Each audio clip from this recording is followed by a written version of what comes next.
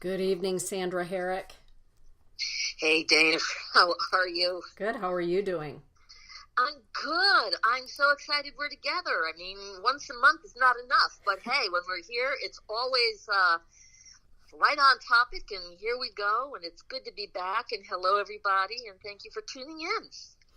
I'm really excited for tonight's topic. We began rolling on the topic of healing, and where does healing begin? And, last month we talked about, just the trauma of being alive, having this human experience. And we've all agreed that it's certainly not for wimps or sissies or ninnies. No, it's not. No, it isn't. And now we're talking about, so what are the things that come into our lives that provoke a sense of a need for healing or give us no alternative but to look for healing? So tonight we decided to talk about, where does healing begin when life as we know it no longer exists? I think that's happening for a lot of people right now, don't you, Sam? I lost that last part that you said. Say it again. Where does healing begin when life as we've known it no longer exists? Exactly. Has that ever happened to you? Oh, good God. I think it's important to address that it can happen in cataclysmic situations. It can happen in daily situations. For some people, it happens hourly, where, if you are in PTSD, if you are traumatized by something, if you have something that is triggering you, to know that there is a resource for change is one of the most important things I think that in this day and age we all need to know, and to know that it is real. There have been times when there were not a lot of avenues for so many expressive ways for healing, and today they are. So first and foremost, what are we healing? What is the dilemma? What is the disease or disorder? And I think let's talk about the difference between a disease and disorder, Dana. How do you experience them? Well, sometimes I believe that a disorder can be the result of something even spontaneous in our lives that happen, where we're faced with a trauma or a drama or an ending, and all of a sudden the result of going through that sort of that sort of journey in our lives brings us to a disorder, maybe of a mental breakdown or emotional breakdown, and our ability to cope. And so we can find ourselves trying to cope in ways that bring about disorder. Right. In our lives. And then disease, sometimes we know that disease is the result of the disorder, and sometimes we have disorder because we are experiencing the body having disease. Does that make sense, Right. Ann? Absolutely. When somebody finds out, I mean, how many people that's out there found out that someone had stage 4 cancer and never knew it? There were not signs. It's like, what do you mean? I just thought I had a cough. Heart attacks, AFib, things that are going on with, oh my God, I didn't know I had a tumor. I didn't know that I had post-traumatic stress. We are so in a society right now that we don't even know that our families have dysfunction, because normally we don't talk about it outside the family. We're doing it more in this time in our lives. But, 15, 20 years ago, it was still a very quiet disease and disorder to have a family of origin not talk about the trauma or the discomfort or the behaviors within the functions of the family that bring trauma afterwards, with means, how do you find a relationship? How do you have a healthy relationship? How do you even know what healthy is? Mm-hmm. I mean, there's right now what's going on. I think one of the most classic disorders that there are right now is detachment disorders, because of everybody on the phone with the computer, disassociating. And this is not anything against the industry. It's a new way of communicating, but it takes us away from human contact. Absolutely. And it's becoming a disorder. It is. It's becoming a coping mechanism that even rather to sit with yourself and to be in silence, you have to be constantly bombarded with information, entertainment, whatever it is. It's become an addiction and a disorder to be disassociated from our feelings, from our experiences, or the reality of what we're walking through right now. And the disorders can oftentimes then lead to disease.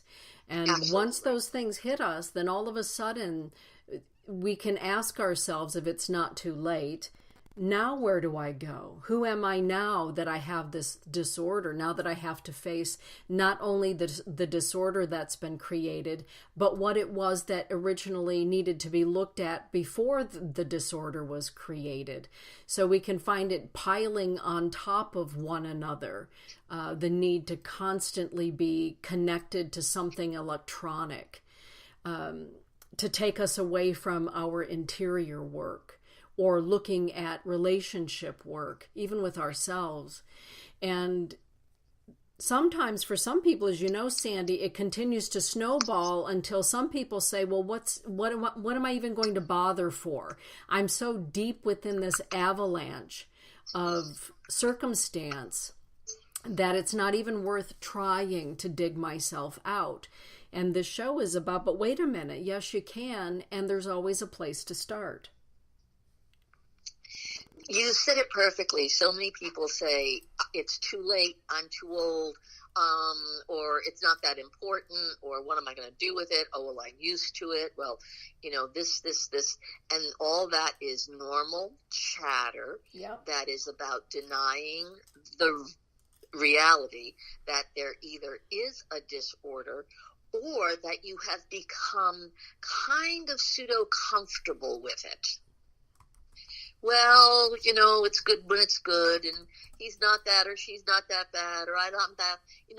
The excuses that we have, that we can actually either discuss it with someone, complain about it, address it, identify it, and then do nothing about it. Right. And when people start to do that, when people start to tell the story over and over and over again, it's important. How do you find out it's time to heal? It's important for your friends, your companions, or for you to listen to someone if they're redundant, to start asking a question. Mm-hmm. Well, are you doing something about it? Listen to the answer. Have you thought about counseling? Do you think you need to go to the hospital?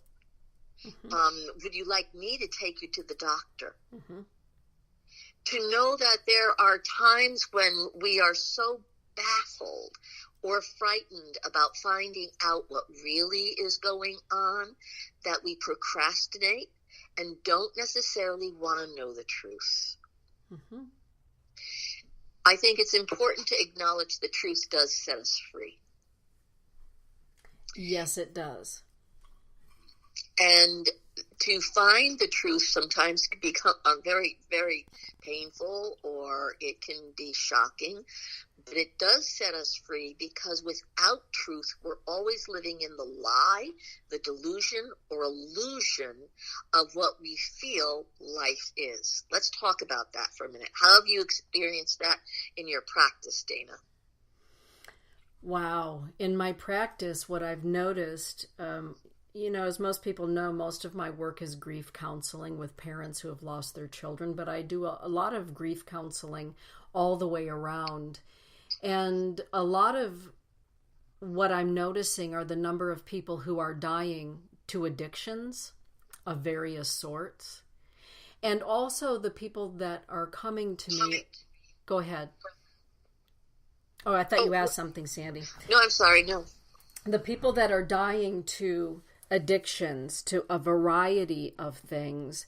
And people who are searching so deeply for connection to spirit, for connection to soul, that the coping mechanism or the alternate reality that brings them closest to feeling something, drags them into a world that is disconnected not only from their soul and their spirit, but from the physical reality of the world. And it's interesting to help people reconnect with their soul, with their spirit, or to help them understand the darkness of addiction and perhaps where that addiction began. The number of parents that come to me because their children are addicted to television, to anything electronic, and disassociating for really what we all came here for, and that is having a human journey.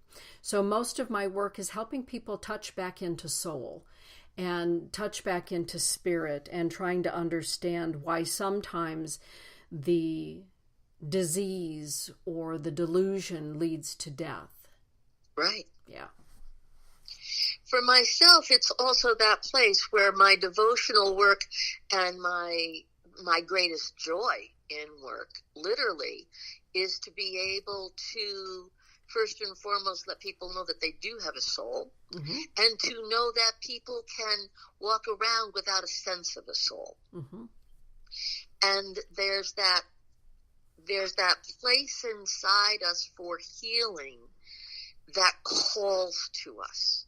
And I think it's important that every single person that is listening know that there are many ways that your conscious, subconscious, or the unconscious being, your spirit, your soul, your psyche, your faith, your hope, all these different aspects of inside of you, taps, pokes, calls, reaches out, shows signs.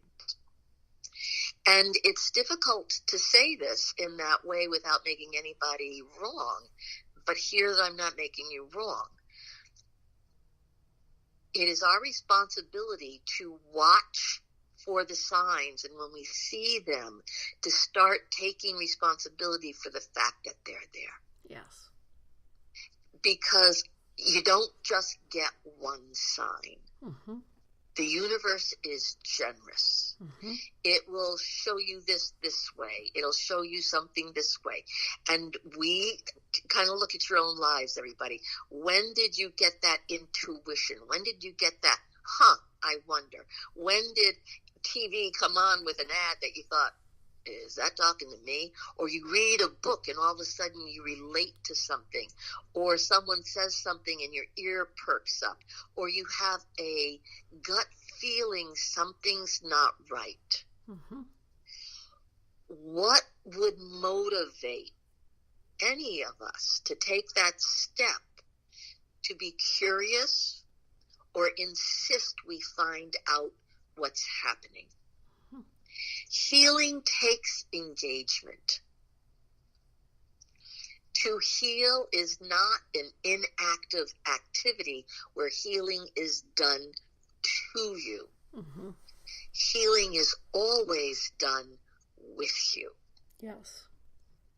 It's an alchemical process that involves our active participation. As you know, last night Todd and I were listening to a comedian who used a phrase that, he puts the thought out into the wind, or the trouble in the house happens and he's hoping that the wind carries it away and all of a sudden it just disappears.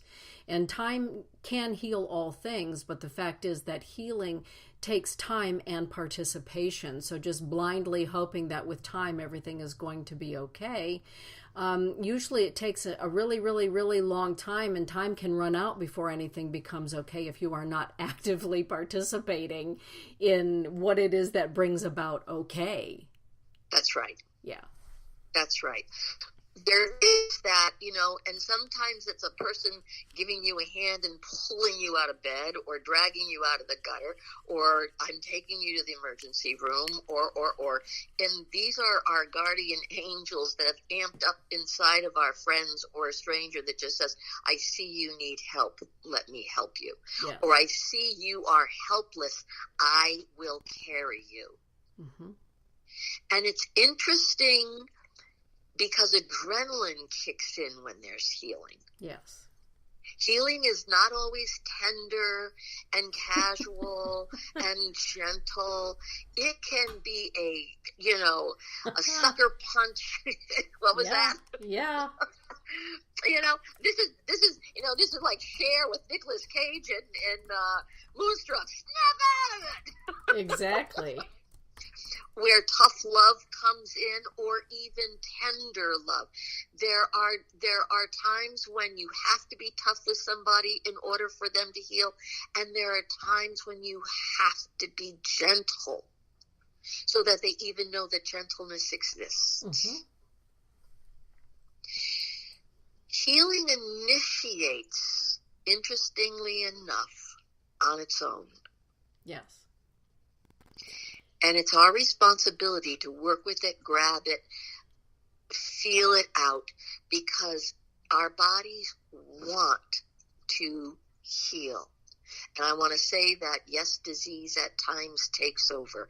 Yes, there's catastrophic situations where it's surmountable. But the body wants to fight, and it fights for you. Yes. And so many times when I was maybe in my late teens and early 20s, when my parents, grandparents, the generation that was starting to pass away, the grandparents were starting to pass away, and I would go to the hospital, and the doctor would say, well, what's going to happen? Well, they're holding their own, or they have a strong will to fight, or they're giving up. Mm-hmm. And I was curious, what do you mean they're holding their own? That's a bizarre space. What do you mean they have a strong will, that they're willing to fight? As I got into spirituality, it is amazing to see as truth that if somebody really wants to disappear, that's an act of engagement. Mm-hmm. That's a decision. That's a struggle that they have. And we need to remind them that they're wanted. Yes. When someone's holding their own, it means they're kind of on the balance sheet with, they're not in the red, they're not in the white, they're just kind of there. Mm-hmm. There's no decision yet. They're Right. just in, if you're on a seesaw, it's right there in the middle. Right. They can go either way. Mm-hmm. And then if they have a strong, they have a strong will, it's amazing that hospitals know this. Yes. That some other energy kicks in that does create the miracle. Yes. Mm-hmm. And sometimes, when we're healing, sometimes we find ourselves in a catastrophic place because the people around us won't let us heal. In other words, don't want us to become who we truly are in that healing. So sometimes we find ourselves captive even when we're trying our hardest to heal, to come out. Perhaps it's healing from being who everybody else has ever wanted you to be, or healing from working 30 years in a job that absolutely was horrible and you've left it. And perhaps the people around you are not embracing who it is that you're finally allowing yourself to be. The circumstances go on and on and on. And there can be people that want to direct our healing so that it fits their definition of who you're going to be, who I'm going to be after we have found healing, rather than to let us go to heal and to blossom and bloom, maybe into people or into the fullness of something that will take us away from them. Well, interestingly enough, I had to get away from my family in order to heal. Right. And and I'd come back with all this, whoa, we're going to, I'm feeling better. And I get, how long you staying, Sandy? Right. Because part of my healing was the psychological healing from the dysfunction in my family. Right. And not everybody was interested, or they were doing it in their own way. Correct. So, there's how do we bring healing if we really are doing it? Not everybody wants to know that they're in trouble. Right. Or be made wrong because the time they take to heal or choose to change their life is at a different time schedule than yours. Exactly. And I think on both sides of the table, then, earlier today, one of my clients works here in the Motor City of Detroit. And for anybody that keeps on top of the business world, cutbacks at Ford and General Motors are going strong, and those businesses associated with Ford and General Motors.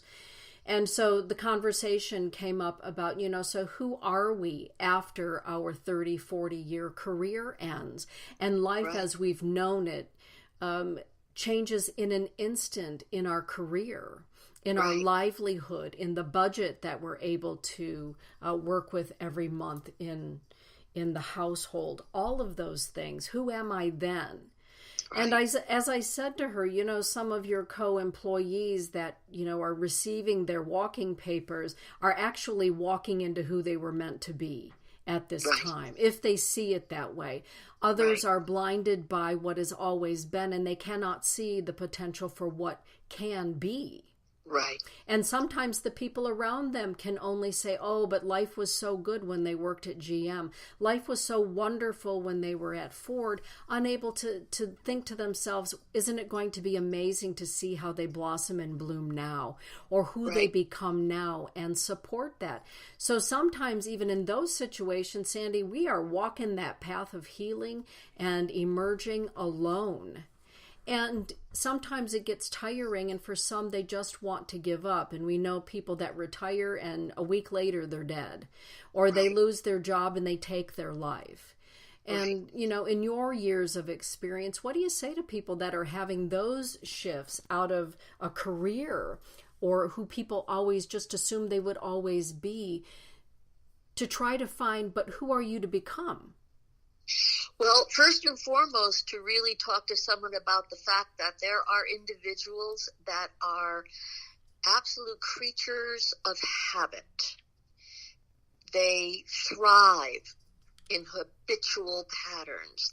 To wake up the same time, drive down the same roads, do the same job, and the security of the habitual aspect of, I know this, I've got this, and I am secure with this, even if it's not something that is it doesn't elevate you, but it secures you. And what we're really talking about here is, who are you when you're not secure anymore in an image that you put yourself into, so you didn't have to expand. Right. You climbed the ladder. That is a mindset. And to be thrown out of that, not everybody knows how to face the trauma of coming out of a pattern. So I agree exactly with what you're saying. We need to look at what is the potential. But first and foremost, the healing would have to be to come out of the ritualistic pattern of being so familiar with only one way of experiencing life. And that is challenging, because you thought you had it, you were lucky, you were safe, you'll get your pension, this, that, and you thought you were doing it the right way. You thought you figured it out.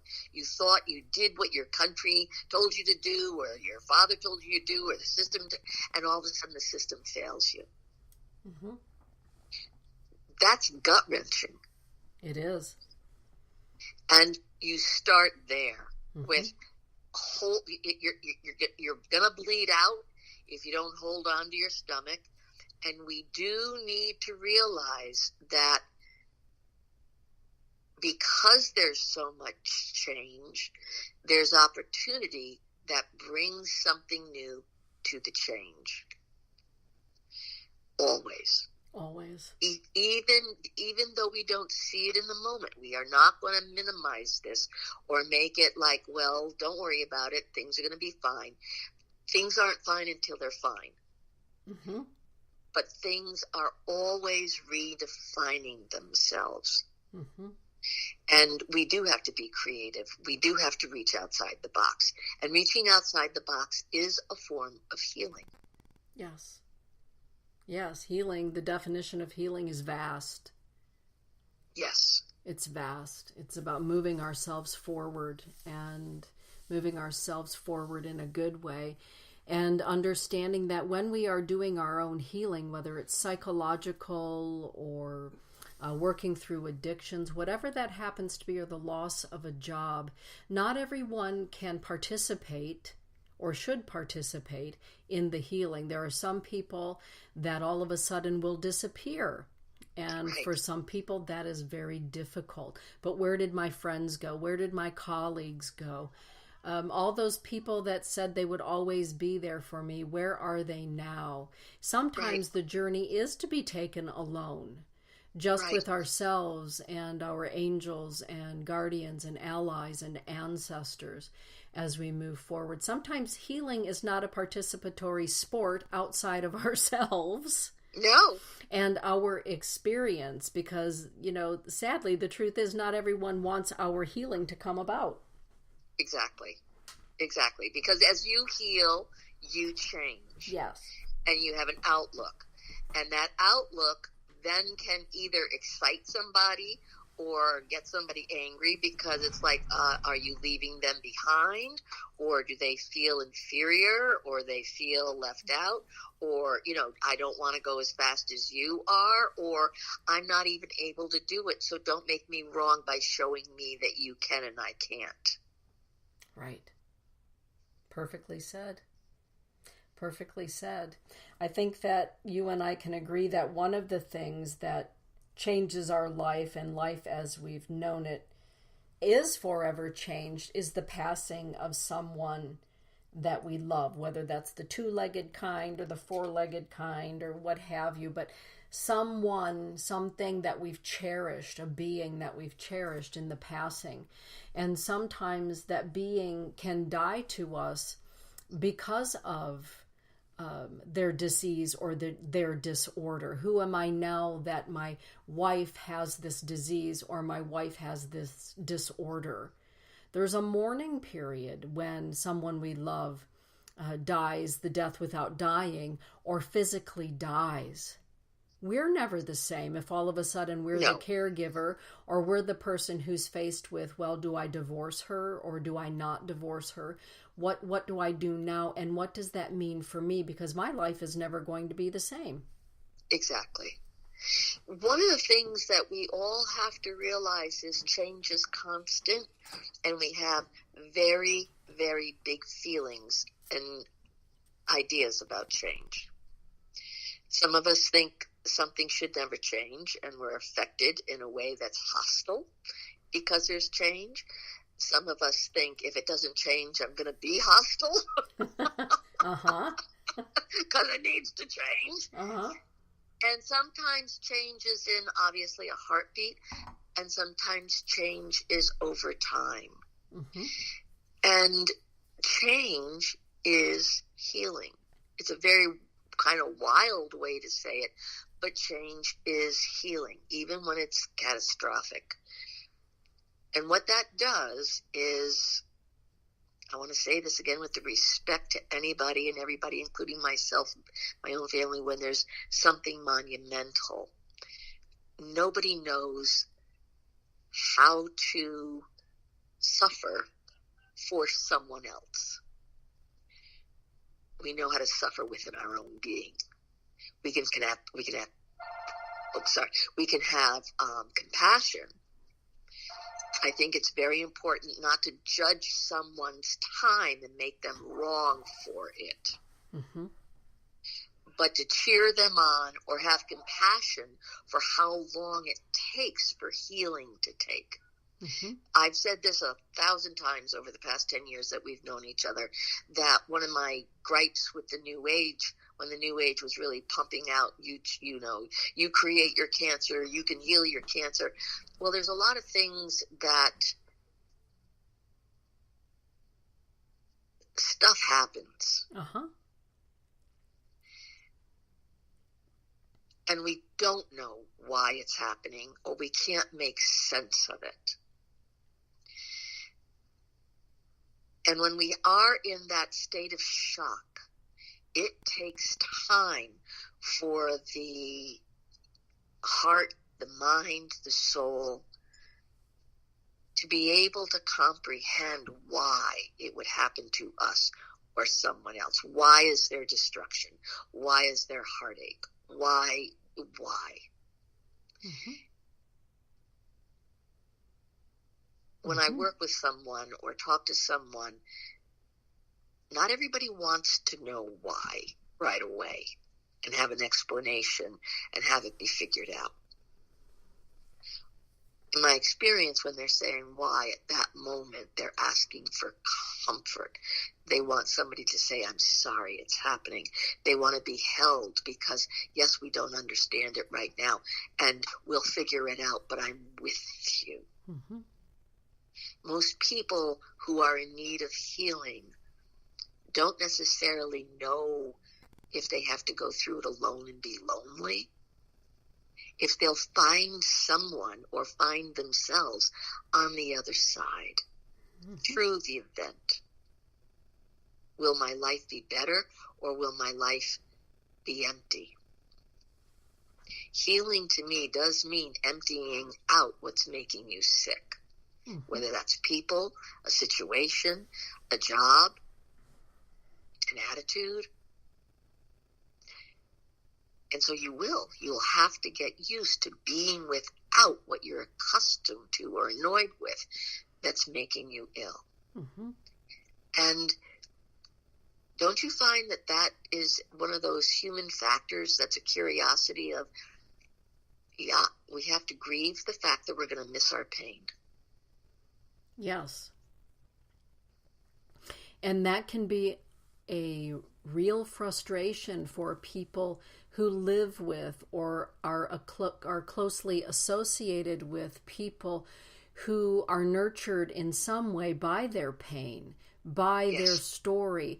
And we've all had those experiences where we just want to take somebody by the ear and say, why are you so attached to this story, to this pain, to this drama? Why will you not move forward and seek your healing and seek who you are beyond this?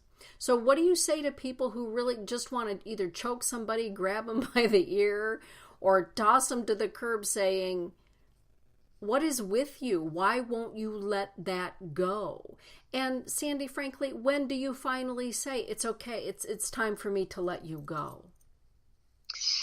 Well, these are very, very, very good questions and very good conversations, because we're all in that state right now.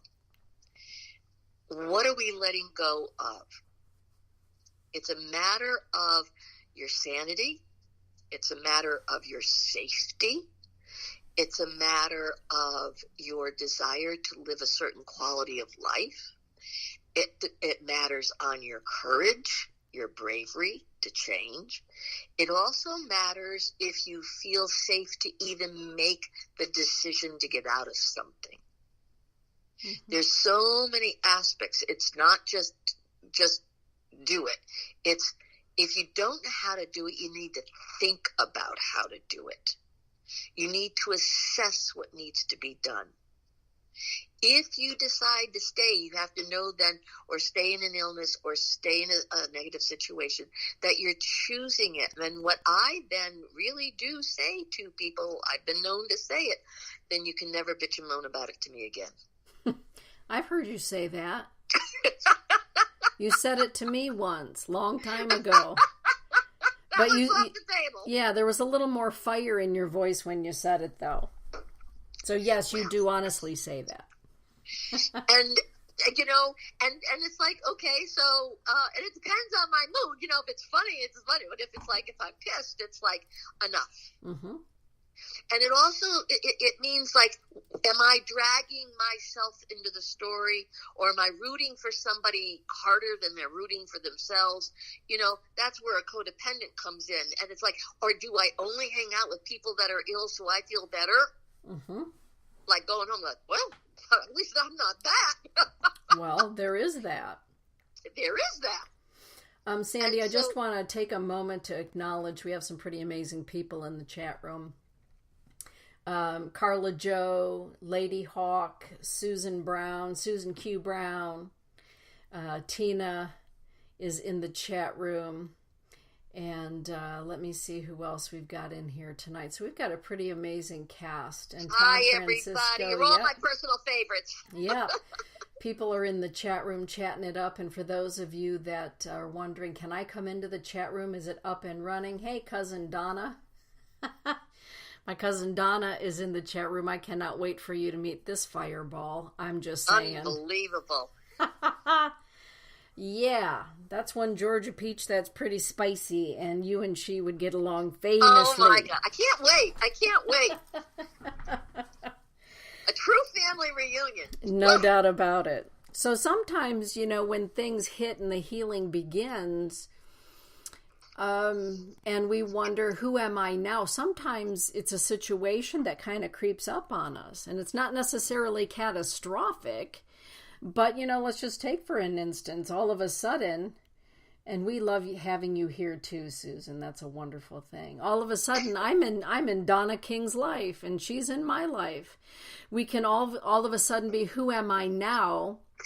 Because who is currently in my life, who's come into my life, is helping to make me someone more or different. Who am I now that my life is no longer the same? Because look, you know, 10 years ago, I was introduced to you at Soul's Journey Radio, and voila, I've not been the same. The work is not the same. People come into our lives that our life is never the same. You know, when I think of Susan Q. Brown sitting there, I think of the first time I was at her home. Right. Remember that? Right there at the foot of the mountain? Yeah.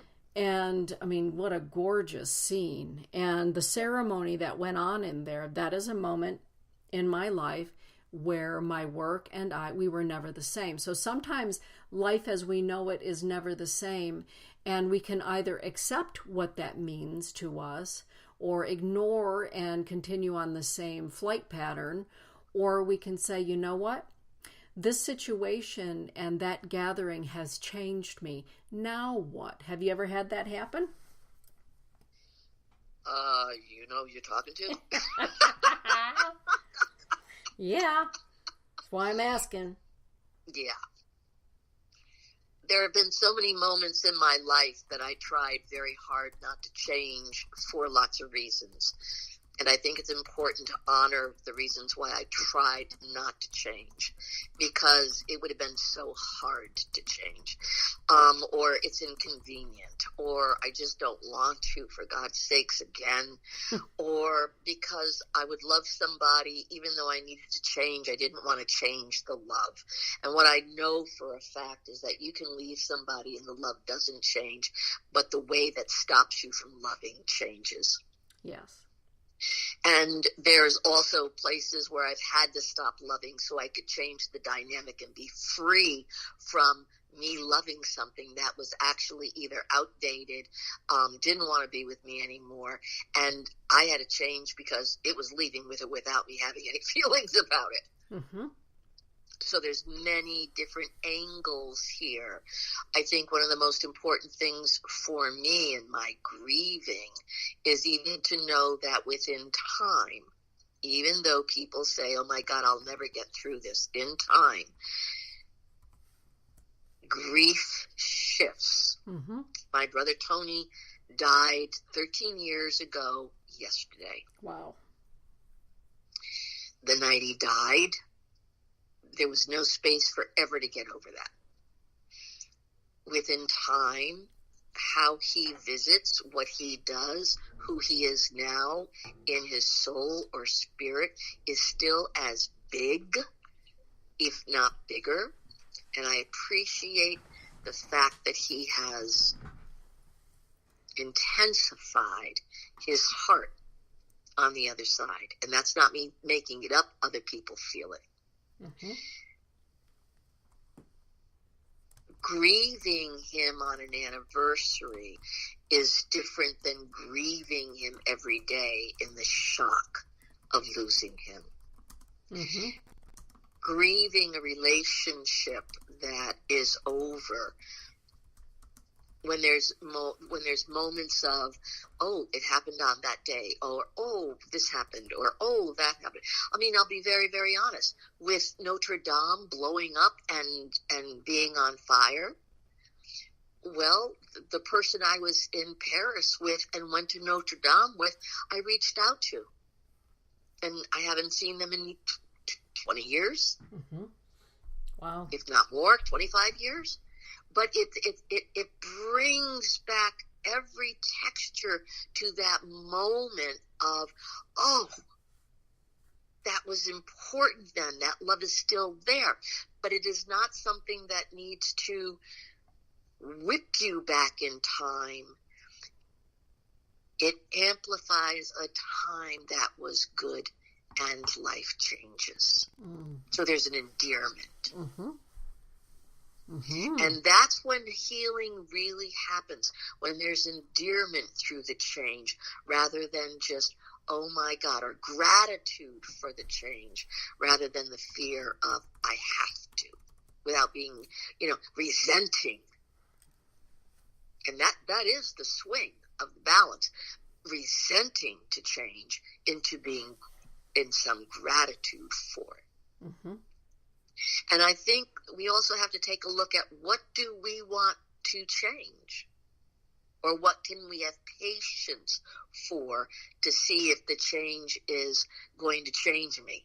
Mm-hmm. In relationships. I mean, right now, in my dynamic with my own husband, we're going through changes that are worth seeing. The changes to benefit our growing.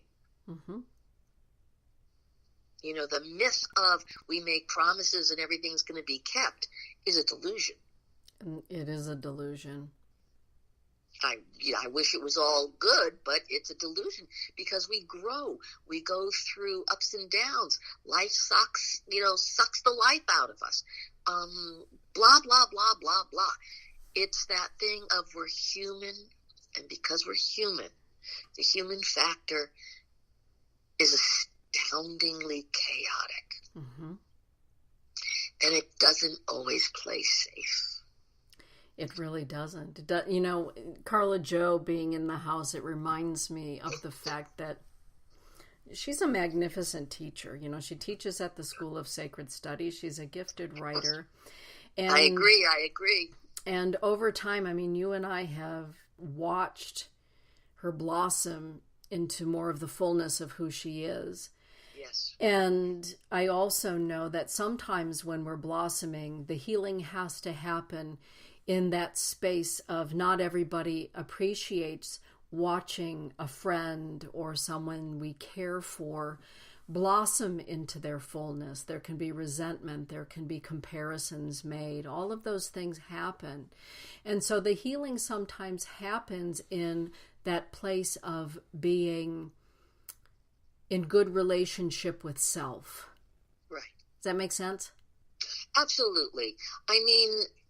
When who I went to school with, what country I went to, it's my life is so incredibly chaotic in change and movement and moving and whatnot. I would make dear friends, and then it would be like, well, what do you mean you're leaving? Or my mindset changed. Nobody's wrong that stays in one town forever. Mm-hmm. It's just wrong for me. Right. And there's a lot of opinions about where I go or how I go or who I'm with. And because I am so,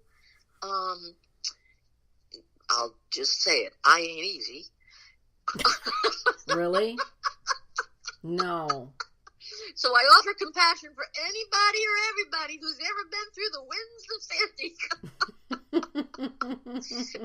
I always thought it was your fault, but now as I grow older and respect the dynamic of life.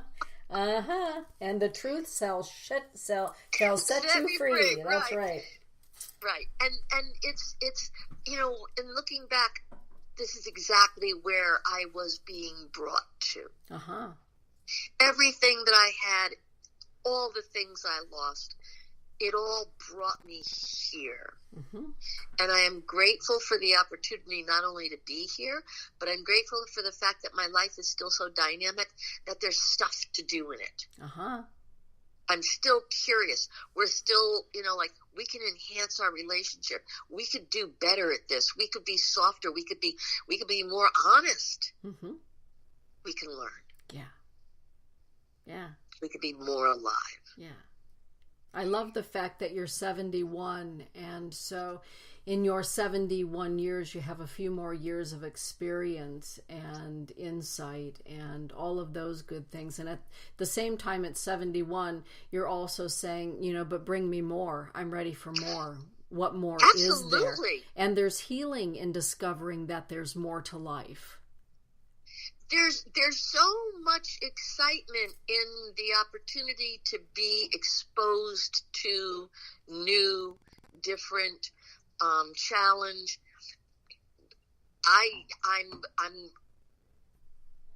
I'm ready. I'm available to live until the very second I stop breathing. And then I'm available to live with whatever that is on the other side, because in all due respect, I've been loyal to it my whole life. Yes, you have. You certainly have. I mean, so whatever it is, it better be worth going to, otherwise, wait a minute. Right. There'll be more healing there'll be lots of healing needed, because they're going to be really beaten up over there. There's going to be some poltergeist activity going on. Oh my God, it's funny. It's funny. But I think in the tenderness of healing, because I'm a champion in many, many ways out of being 71 and really willing to go for it. But that does not mean I'm out of reach of anything that could take me down in a heartbeat to have to rally again and go through. Right. Because of all of our work, we have to be able to say, I know a lot of things because I've gone through it. Yes. But there's still a lot of things I don't want to necessarily have to touch me. Right. And yet my husband's having a great conversation out there. Hang on, I'm going to close the door. And healing is a daily adventure. Healing is when we say our prayers, we're asking for something, whether it's in gratitude or it's in hope. That's healing. Going out into the sun is healing. Taking the opportunity. I started putting my top down. Lily, and you understand exactly what I'm saying. Well, I've seen you with your top down, and I've seen you with that top down. So, yeah, both things I'm pretty familiar with, actually. So there's that place where it is so healing to put the top down and just go, oh, my God, it's a day with the sun, the wind, forever.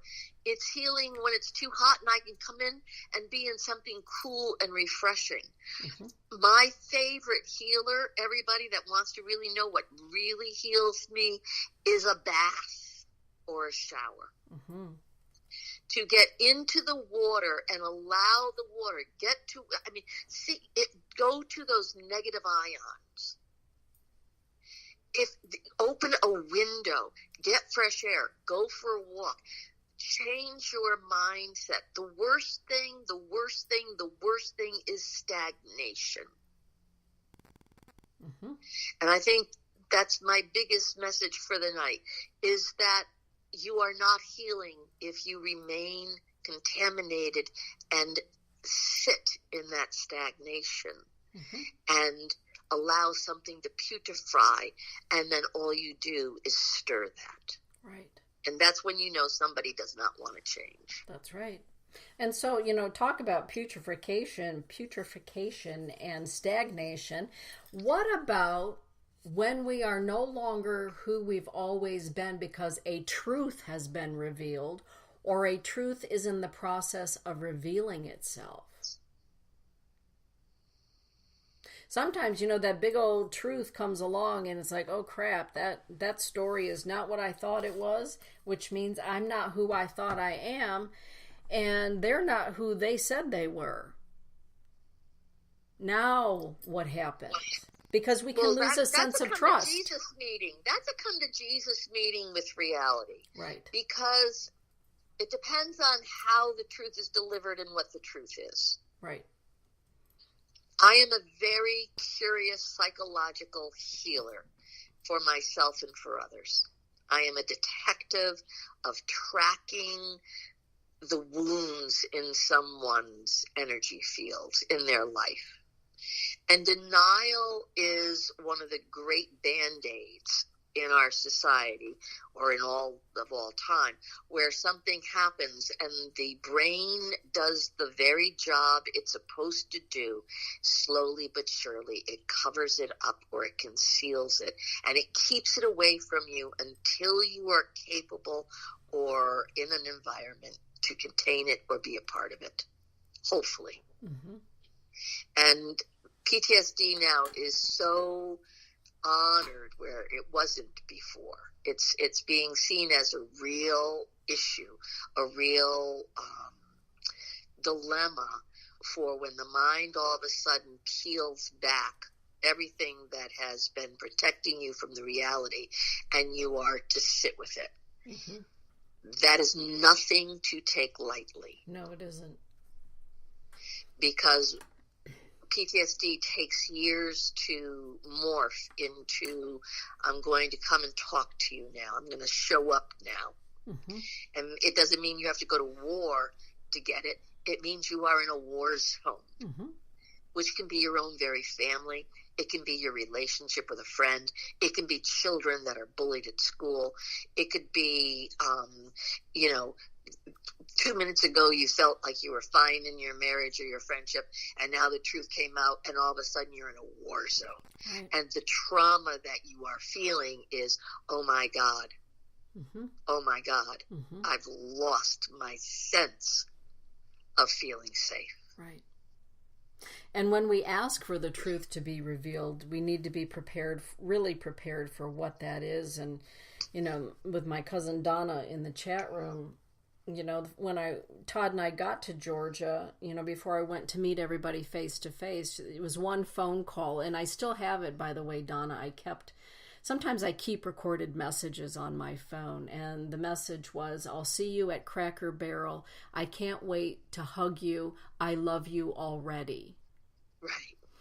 And when I saw her get out of her Jeep and she walked toward me, there was an immediate recognition, but she's also the first person to introduce me to my father's PTSD and the way in which he passed.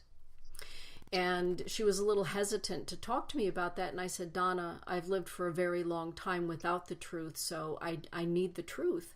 And she gave me the truth. But in that truth, earlier yesterday, I was talking to my brother Guy Dullknife, who you know, Guy.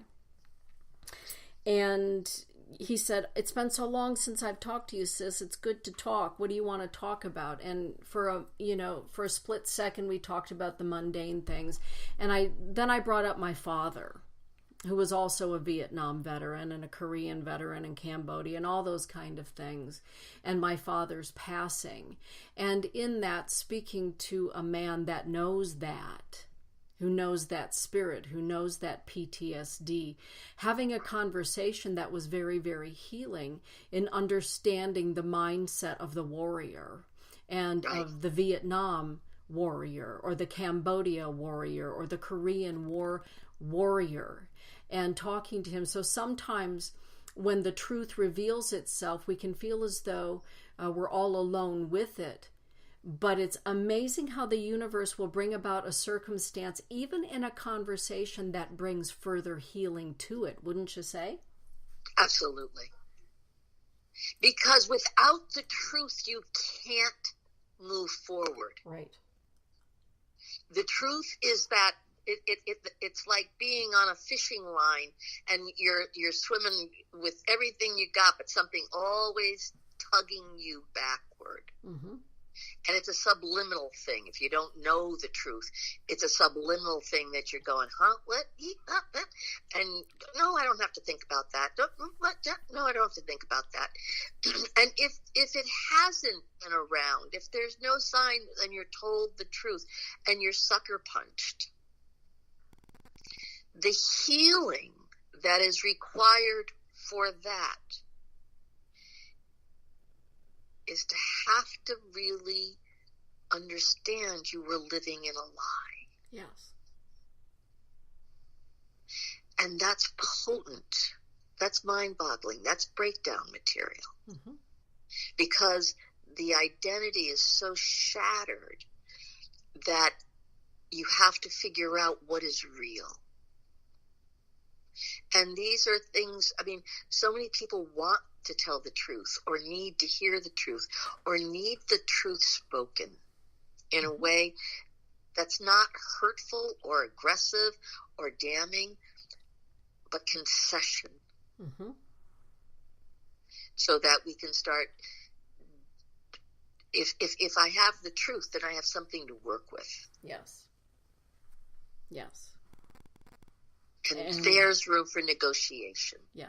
And I believe that spirit conspires to help us in our healing, whatever that is, when life is no longer the way it's always been. If we look for the signs of where healing can be found, it isn't always found in the orthodox ways. Oftentimes it is with a therapist or a counselor or what have you. But sometimes it's found in conversation. It's found in a book. It's found in realizing that in the fact that you are no longer who you were. Who you are now is more strongly embraced by those that have always loved you anyway. Right.